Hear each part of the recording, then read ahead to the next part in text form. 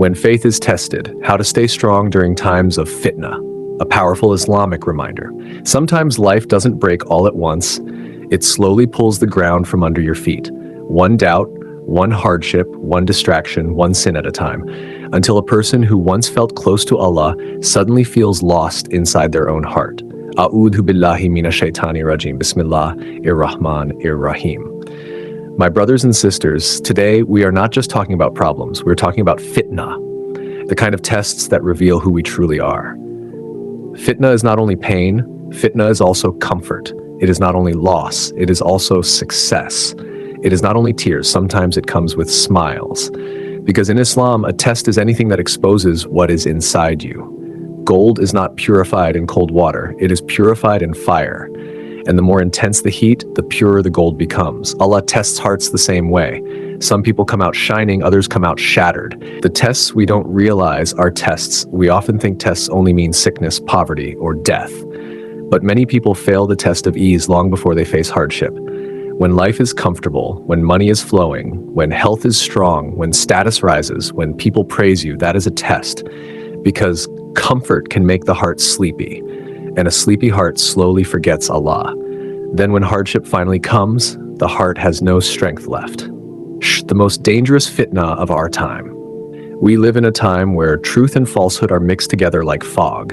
Information moves faster than reflection. Opinions move faster than knowledge. Emotions move faster than wisdom. A person wakes up with faith, and by the evening, doubt has entered the heart. Not because they searched for truth, but because they drowned in noise. We scroll more than we reflect. We react more than we understand. We argue more than we pray. And slowly, without realizing, the heart becomes heavier, darker, more restless. You think you're informed, but your soul is starving. Why righteous deeds must be done now? The Prophet ﷺ taught us something powerful. Do not delay good deeds. Why? Because there will come a time when doing good becomes heavy, confusing, difficult. Right now, praying might be easy. Reading Qur'an might be possible. Remembering Allah might feel natural. But trials come like sudden storms. If the heart is already connected to Allah before the storm, it bends, but it does not break. But if the heart was empty before the storm, it collapses. Your salah today is strength for tomorrow. Your Qur'an today is light for future darkness. Your dua today is protection you don't even see yet. When conflict takes over our hearts. One of the signs of heavy fitnah is when people become consumed with conflicts of the world, discussing, debating, arguing, analyzing day and night, but neglecting their own souls. We speak about global injustice while being unjust to our own hearts. We talk about the world's corruption while ignoring our own spiritual weakness. We want to fix the ummah, but haven't fixed our prayer. Allah did not make every person responsible for solving the world, but He made every person responsible for their own heart. If you can help, help. If you can speak truth wisely, speak. But if you are only drowning in anger, arguments, and endless scrolling, then your heart is paying the price. The edge of the cliff. The Quran describes some people like this. They worship Allah, but as if standing on the edge of a cliff. As long as life is smooth, they remain. But when hardship strikes, they fall. Why? Because their faith was never deep, only convenient. Real faith is built before the storm, not during it. The real battle is inside. The greatest threat to this ummah is not always outside enemies.